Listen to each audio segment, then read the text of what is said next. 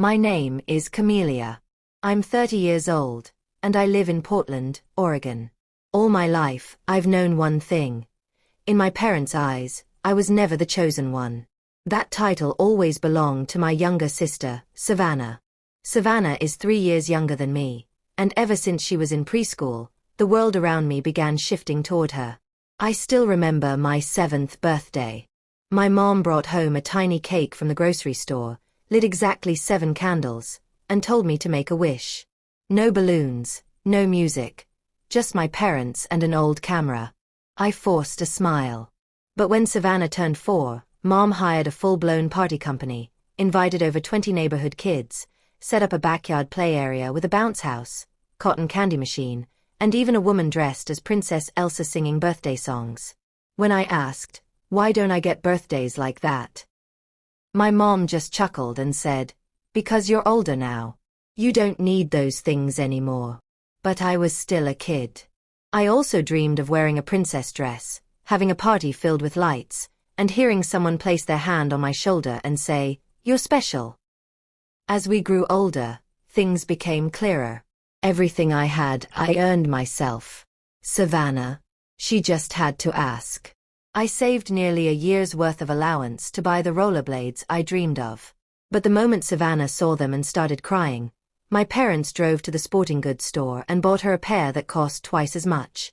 When I protested, Mom said, "You're the older sister. You should give in." I learned to swallow my anger like bitter candy. But the bitterness never really went away. In middle school, I made the school volleyball team and was elected team captain.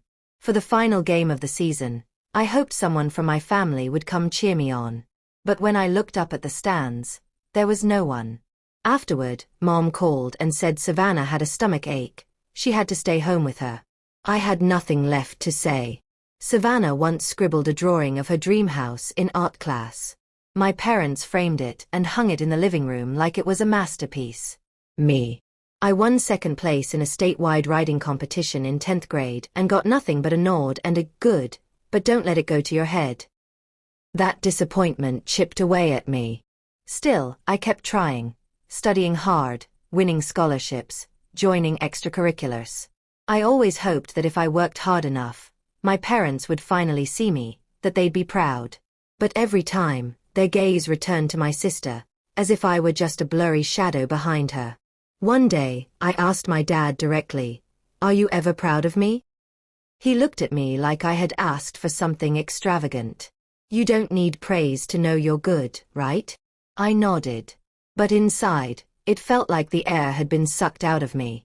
As I got older, I stopped trying to compete. I just wanted to be acknowledged as a person, not someone whose role was to make Savannah shine. I entered high school with one goal: to be so good no one could ignore me. I joined the debate team, the school newspaper, and the STEM research group for gifted students. While my friends were still figuring things out, I had a detailed plan for each school year. Grades, achievements, projects, even my college applications. I stayed up late doing homework and spent weekends volunteering at the city library. Every time I aced an AP exam or got accepted into prestigious summer programs, I'd rush home, hoping for a simple "well done" from my parents.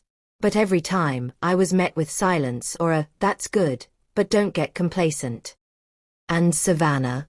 She got a C+ on a math test and came home bragging. Mom took her out to celebrate. Dad said, "That's amazing. Math was always a nightmare for me. You're already better than I ever was." I stood in the kitchen, holding a glass of water, but it felt like I was holding a stone. It wasn't Savannah's fault. Honestly, I don't think she even realized she was wrapped in a cocoon woven by our parents. But the truth was, she was always praised, always rewarded, even when she did a fraction of what I did. I remember the parent-teacher meeting in 11th grade. The principal herself invited me to a statewide student leadership forum. Only 10 students were selected across Oregon. I wrote the application myself, submitted the essay, and passed 3 rounds of interviews. When I brought the invitation letter home, Dad glanced at it and said, "Don't forget your chores if you're going to be gone. Your mom can't clean everything alone." As for Savannah, When she said she wanted to learn how to drive, my parents immediately gave her a used Subaru and hired a private driving instructor. I learned to drive using Aunt Lucy's car on weekends, practicing alone in an empty grocery store parking lot after work. I wasn't jealous of Savannah. I was jealous of what it felt like to be believed in, to be anticipated, to be someone's pride, a feeling I only knew from books and movies. I received a full scholarship to Clarkford University, an elite school with an acceptance rate below 10%. I came home holding the acceptance letter, heart pounding with joy. But when I handed it to my mom, she said, "Clarkford? That's far. Are you sure you can handle the pressure?" Then she turned and walked into Savannah's room without another word. I stood there, as if someone had just cut the last thread tying me to my family. Not because she doubted me, but because she didn't even want to believe I could achieve something worthwhile. That spring break, Savannah wanted to go to New York with her friends. My parents didn't hesitate to pay and even bought her a new camera to capture her youth. Me. I asked for money for a plane ticket to attend an international scholarship interview in San Francisco. Mom shook her head and said, "You should learn to save. You already got a scholarship and still want more." So I went alone, using money I earned from my cafe job and selling things on eBay. I sat on the plane, looking out the window, tears falling, not from loneliness, but because I finally understood. No matter how hard I tried in my parents' hearts, that place would always belong to Savannah. I entered college like someone stepping out of the dark, still squinting at the light. While my classmates had parents helping them move in, I quietly carried 2 suitcases onto the first bus to the Clarkford campus. No one saw me off. No good luck hug. No one watching from behind. I was used to that. But this time, the emptiness wasn't so easy to swallow. The more I tried to stand tall, the more I realized a growing hole inside me, something achievements and busyness couldn't fill. I developed chronic insomnia, often staying up until morning. Sometimes, I'd sit staring at a blank essay for hours without typing a single word. I didn't tell anyone because I believed if I showed weakness, no one would be there to help me up. Everything truly collapsed when I fainted in my sophomore finance class. The doctor said it was a nervous breakdown caused by prolonged stress. That's when the school required me to meet with a counselor. During the first session, I sat silently for 15 minutes. Then the counselor gently asked, "Camila, do you feel like you're straining just to be seen?" I broke down in tears. I couldn't hold it back anymore. Those therapy sessions pulled me out of the fog. I began to understand that emotional neglect from family wasn't my fault, that what I experienced was real harm, not me being too sensitive like Mom always said. After 2 years, I learned to rebuild my self-worth from those shattered pieces. I chose finance as my major, not because anyone guided me, but because I wanted to build the kind of stability I never had. I worked at the Student Support Center, then landed an internship at a small investment firm. I started earning my own income, just enough to cover the tuition not covered by my scholarship and rent a tiny room off campus. No more hearing Savannah scream through the house about missing shoes. No more Mom calling me downstairs to scrub the kitchen while I studied. I graduated with honors, received offers from 3 major firms. I chose a financial consulting company in Seattle, where I knew I could truly grow. 7 years have passed, and I'm still there. From analyst, I was promoted to team leader, then to associate director. I work tirelessly, but for the first time, I feel seen. No one sees me as someone else's shadow anymore. At 27, I bought my first apartment. It was a small space filled with light, near Green Lake.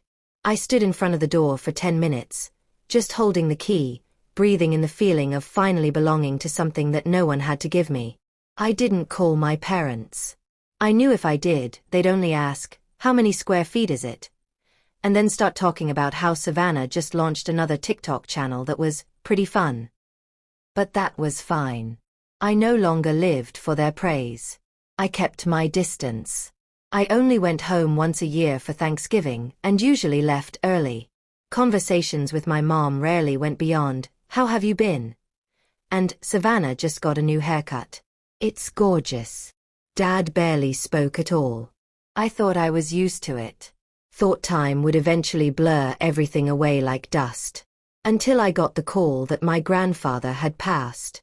I still remember that morning. My Aunt Linda, Mom's younger sister, called.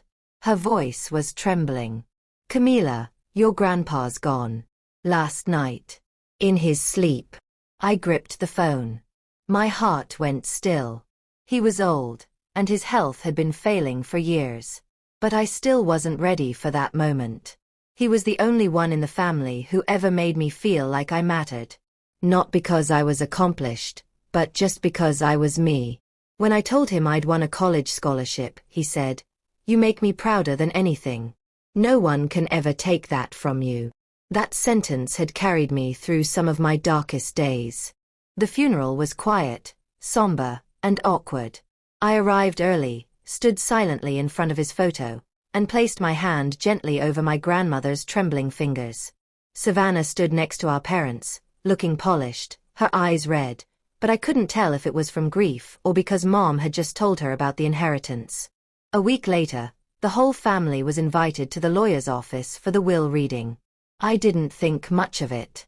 I went out of obligation. That changed when Mr. James, my grandfather's longtime estate attorney, flipped through the papers and read aloud. "All of my personal assets, including real estate, investment accounts and savings, shall be equally divided among my 3 grandchildren, Camila Harper, Savannah Harper, and Levi Anderson." It froze. The lawyer continued, "As of now, the total value to be divided is approximately 1.5 M. I. L. L. I. O. N. E. A. C. H. R. E. C. I. P. I. E. N. T.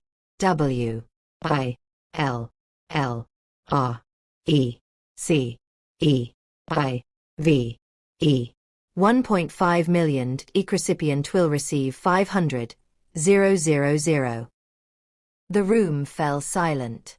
It felt like I'd just been swept into a storm, not because of the money, but because I knew, at that very moment, my parents wouldn't let this go.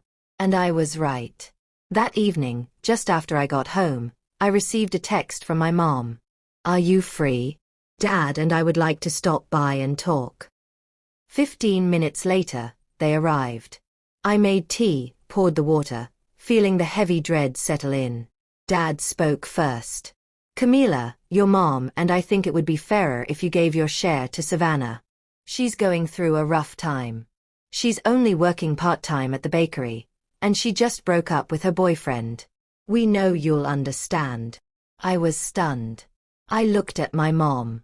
She didn't meet my eyes, just fiddled with her purse strap. "You're doing fine. You have a good job, your own place, a car. She has nothing." I clenched my jaw. My words came out like stones dropped into water. "But that's Grandpa's money. He chose to divide it equally. I didn't ask for it." Mom looked up, her expression now heavy with disappointment. "You're being selfish, Camila. If he knew Savannah's situation, I'm sure he would have wanted you to share." I stood up. My voice trembled. If Grandpa wanted Savannah to have everything, he would have said so. This was his decision. Not mine. Not yours. Dad slammed his hand on the table. "Do you not remember who raised you? Who fed you, paid for your school supplies, took you to the orthodontist? And now you want to take everything and leave your sister behind?" I was speechless. Everything I'd ever taken pride in, my independence, was suddenly twisted into a debt I never agreed to. Asterisk. Did you forget who worked since age 16? Who paid tuition after the scholarship ran out? Who took out credit to buy her first laptop while Savannah got a brand new MacBook as a gift? Asterisk. Silence. Dad took a deep breath, then said coldly, "If you keep that money, don't expect to ever set foot in this house again." I let out a soft, joyless laugh. Then I said, quiet but clear, "Maybe it's time I stopped trying to." They left shortly after, leaving my nearly paid-off apartment filled with the scent of cold tea and the echo of accusations. I sat alone. Something in me broke, but something else was set free. I knew the battle wasn't over. And I knew my parents wouldn't stop, because to them, I had never been the rightful heir. Just 3 days after that confrontation, I received an email from James' law office. The subject line was chilling: temporary change of will executor notification. My heart pounded as I opened it. The letter confirmed that my father, Daniel Harper, had just been appointed as the official executor of my grandfather's will, and that he had filed a petition to review the distribution on grounds of diminished mental capacity. I was stunned. So this was their next move: twist the intentions of the dead to serve a child they deemed more deserving. I immediately called my grandmother. Her voice was calm, but this time, I could hear a sharpness I hadn't before. "I know, Camila. And I'm not sitting this one out." I went to her house that afternoon. The red brick home in Spokane was as quiet as ever, but today, the silence felt heavy with truths long kept hidden. She sat me down at the kitchen table, where I used to eat apple pie every fall. "Camila," she said, placing a thick folder in front of me, "did you know years ago, your father tried to convince your grandfather to leave everything to Savannah?" My eyes widened. "You were still in college then. He emailed your grandfather 3 pages long, arguing that you were independent and Savannah was sensitive and vulnerable, that an equal split wouldn't be fair." I clenched my fists. She nodded, as if she expected that reaction. "But your grandfather refused," he said clearly. "I have 3 grandchildren, and I won't let any of them feel less valuable than the others." She pulled out a copy of the will. "This," she said, "is the final version. Your grandfather personally added this clause: any individual who challenges the distribution or attempts to alter it will forfeit their share." I read those lines over and over, relieved and burning with anger. My father had known. Yet he still tried to manipulate it. Worse, he used his position to twist everything in Savannah's favor while treating me like I was in the way. Grandma handed me a USB. "This has the audio recording from the will amendment meeting, his original notes, and signatures. If needed, give it to the lawyer." I held her hand tightly. "I won't let them undo his wishes." She placed her hand on my shoulder. "I've always known, if anyone in this family would stand up for what's right, it's you." The following week felt like a battlefield. My father emailed extended family, claiming he had evidence that Grandpa was confused when drafting the will. My mom hinted indirectly on the family Facebook group that I was ungrateful, clinging to every penny, and breaking the family apart. I said nothing. But I was no longer afraid.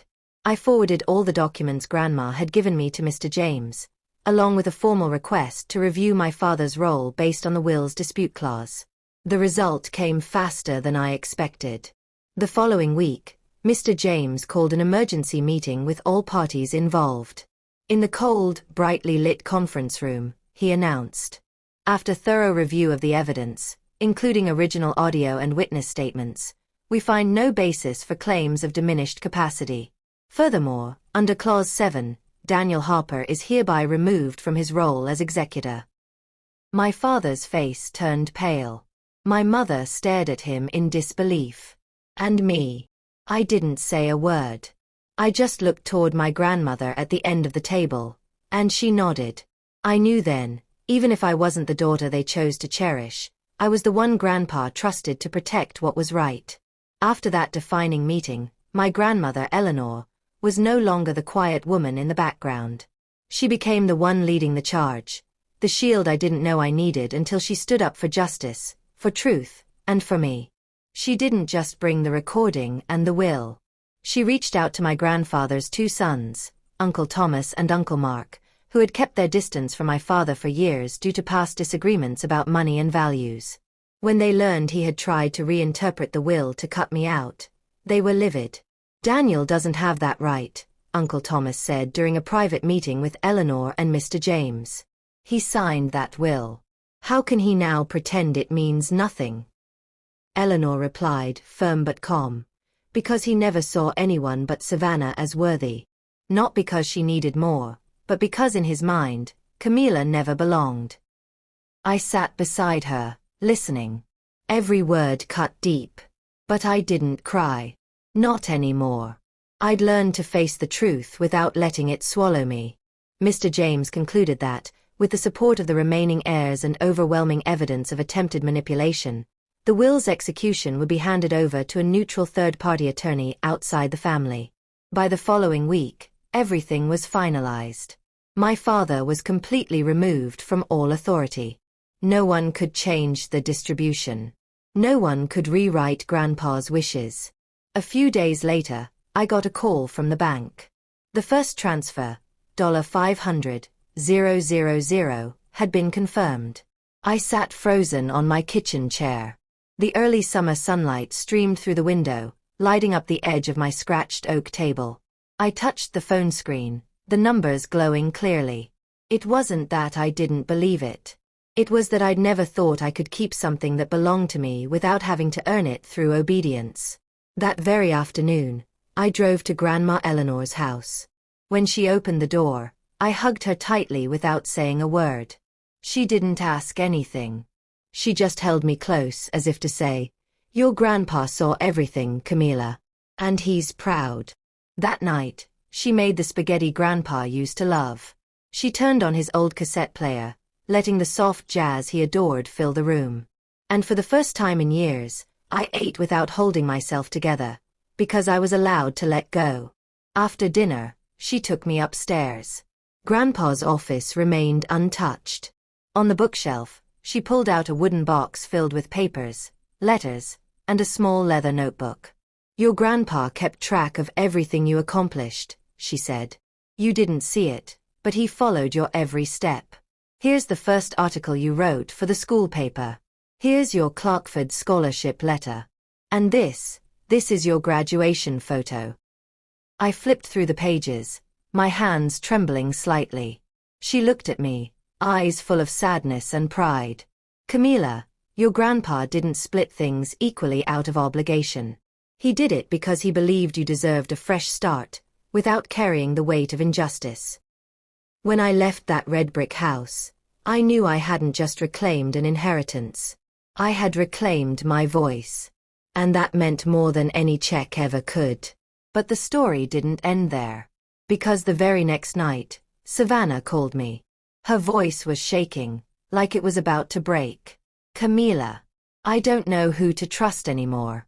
Mom and Dad want me to do something I don't want to do." I stayed silent, heart racing. I knew those words were a doorway, one that led to a truth I hadn't yet heard. And I had to brace for the next storm. That call from Savannah was the first stone dropped into a still lake. Ripples followed fast. Less than 2 days later, I got a text from my mother. "What did you say to Savannah to turn her against us? Are you happy now?" I didn't reply. But from that moment on, the lines were clear. I had become the enemy. Not because I chose to be, but because they had pushed me there. A week later, I was removed from the family Facebook group. No warning. No one spoke to me. No one asked if I was okay. They simply erased me, as if I'd never existed. Then came the rumors. A former classmate of Savannah's messaged me, "Hey, did you really force your grandpa to rewrite his will? People are saying you pressured him by making constant demands." I was stunned, not by the accusation, but by knowing exactly where it came from. My mother, the one who once said, "Family is everything," had now become the source of the cruelest stories about me, spreading like wildfire through tea circles, church groups, and whispered texts behind my back. And it didn't stop there. My father sent an email to my lawyer, stating that the family no longer considers Camila a moral representative, and that all assets should be re-evaluated to protect the Harper family's core values. My lawyer replied with a single line, "We'll let the law decide who's defending what's right." Whatever was left of our family fell apart completely. I wasn't invited to Grandma's birthday. A cousin unfollowed me on Instagram. And the uncle I was closest to texted, "Camila, your aunt is heartbroken. Are you sure this is what your grandpa would have wanted?" I didn't answer, because there's nothing left to explain when the truth's been twisted so badly no one wants to see it. I started avoiding gatherings. I skipped Easter, spent the 4th of July in my apartment watching fireworks through the window. Those quiet nights became the space where I stitched myself back together. Little by little, I no longer waited for a phone call, no longer hoped for a text from Mom asking if I was okay. But then Savannah called again, this time after 10 p.m. outside. Everything was dark. "Camila, Mom told everyone you manipulated Grandpa, that you threatened to leave the family if you didn't get more. I know it's not true, but I'm scared. If I speak up, she'll never forgive me." Her voice trembled, and I realized Savannah was a victim too, just from the other side of control. "Have you ever thought," I said softly, "that a family that only loves you when you stay quiet might not be love at all?" Savannah was quiet. After a long pause, she said, "I'm trying. But they make me feel like I'm doing something wrong just because I started thinking differently." I didn't blame her. Not anymore. I understood now. Some people have to go very far and hurt very deeply before they can see the place they've escaped from. But my parents showed no signs of stopping. I heard that Dad was threatening to sell the ancestral home in Spokane, saying, "Camila betrayed the roots of this family and doesn't deserve to hold on to any memories." I said nothing. But Grandma did. She called me after a private family meeting I hadn't been invited to. Her voice was calm but firm. "Camila, you're not alone. Don't let them make you bow your head just for having self-respect." And in that moment, I realized, true family isn't who shares your last name. It's who's willing to stand in the crowd and say, "I believe her." But it still wasn't over. Because a few weeks later, I got a letter. Not from my parents, but from the tax office. They were investigating suspicious assets filed under Savannah's name. One of the transfers traced back to an old account that had belonged to my dad, right during the week my grandfather died. I set the letter down. My chest felt cold. This wasn't just emotional anymore. This was something bigger and darker unfolding behind the curtain called family. I didn't think Savannah would ever show up at my door again, especially after everything. But on a Saturday afternoon at the end of the month, as I was cleaning the kitchen and the radio played one of Grandpa's old jazz favorites, the doorbell rang. I opened the door. She was standing there, no makeup, no fancy clothes, just Savannah, plain, tired, and red-eyed. I stepped aside to let her in without a word. We sat on the sofa, the silence broken only by the sound of wind slipping through the curtains. After a long pause, Savannah finally spoke. "I'm sorry." I turned to her. She clutched the hem of her coat, eyes fixed ahead. "Not just for what Mom said, but for not doing anything. I knew they treated you unfairly. I just didn't dare speak up." I nodded. I understood, because if I'd been Savannah, the one put on a pedestal, loved to the point of suffocation, I might have felt like speaking up was a betrayal too. "Mom and Dad asked me to sign papers to temporarily transfer my inheritance into Mom's account," she continued. "They said it was for tax purposes. I refused, and Mom told me I was no longer her daughter." I took a deep breath, not from surprise, but from hurting for her. "Camila, I don't want to become a copy of them. I want to understand why I was so spoiled while you were always expected to give everything up." I was speechless. "I used part of Grandpa's money to enroll at the community college," she said. "I'm studying social work. I want to help people hurt by their families. Like you. And like me," she added. I couldn't hide my surprise, not because Savannah wasn't capable, but because she had dared to step out of the role our parents wrote for her. We talked until late that night. About Grandpa, about all the times I tried to be seen, about how Savannah never felt strong enough to stand on her own because everything was always handed to her. "I was jealous of you," she whispered. "Because you could make your own choices. I only knew how to follow what I was told." That confession didn't make me feel victorious. It made me feel light. Because for the first time, we truly saw each other, without our parents' filter. Since then, we've kept in touch regularly. Every Wednesday, Savannah calls me after class, and I send her reading material on psychology, autonomy, and boundaries in relationships. A month later, she invited me to her first presentation in soft skills class. Her hands shook holding the mic, but when she saw me in the front row, she smiled. At the end of her talk, she said something that silenced the whole room. I used to think family was a constant, a safe place. But sometimes, you have to go far away from it to learn who you really are.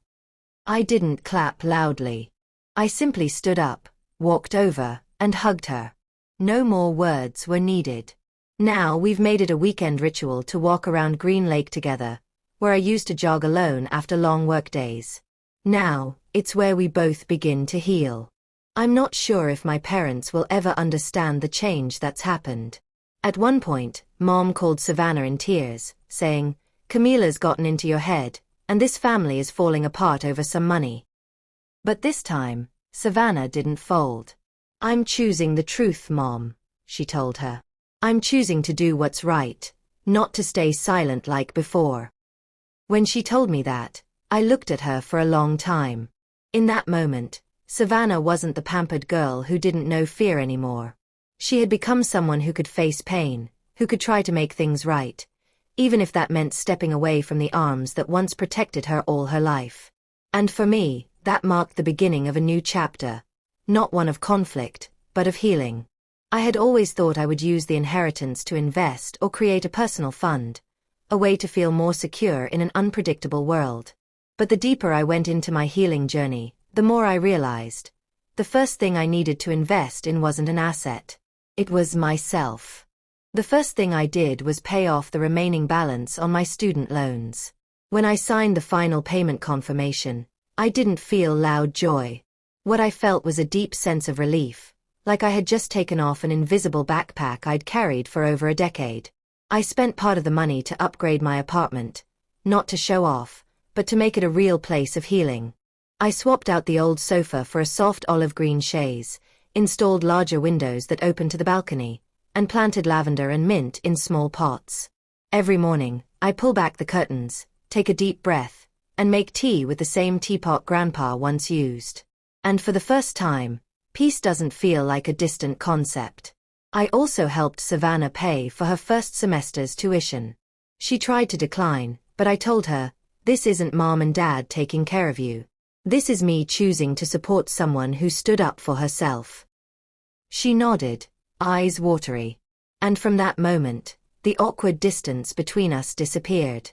The closer I grew to Savannah, the more I realized how many people out there were just like us, carrying wounds caused by favoritism, control, silence, or denial from those who were supposed to love them most.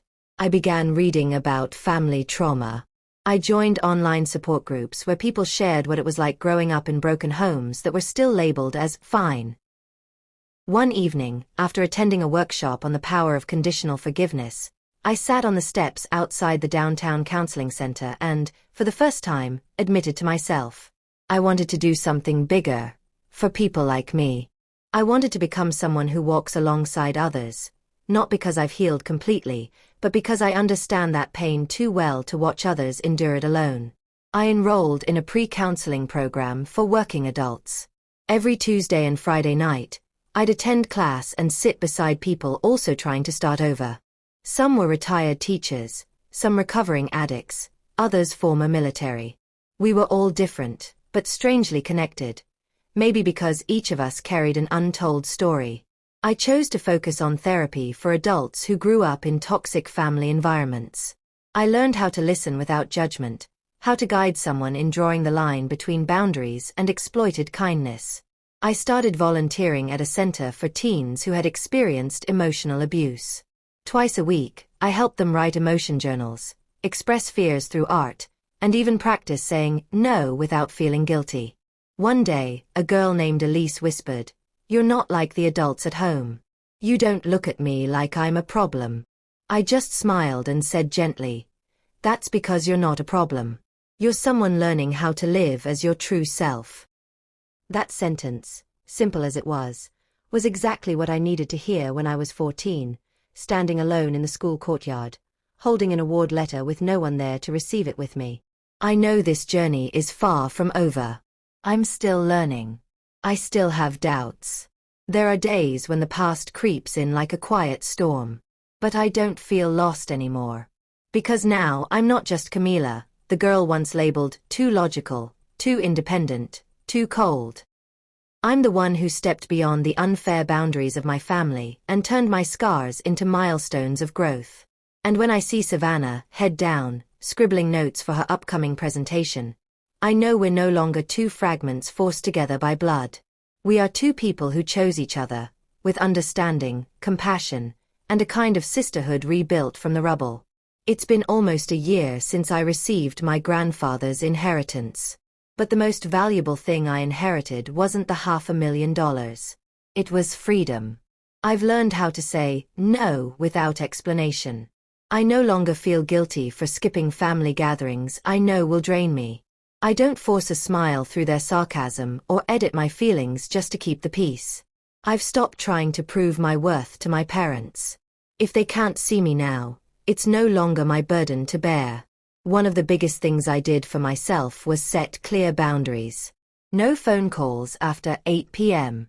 No replying to messages from mom if they're filled with blame or criticism. No letting the past dictate my present. I still keep a few things from childhood. Grandpa's handwritten letters, the old diary I once hid in my desk, the photo of Savannah and me under the apple tree in the backyard. But now, I see them as slices of memory, not open wounds. Savannah and I are continuing on our own journeys, sometimes together, sometimes apart, but always respecting each other's choices. She's still studying, and she was just accepted into a transfer program at the state university.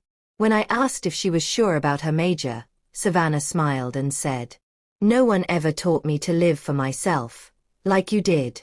Now, I want to teach others the same."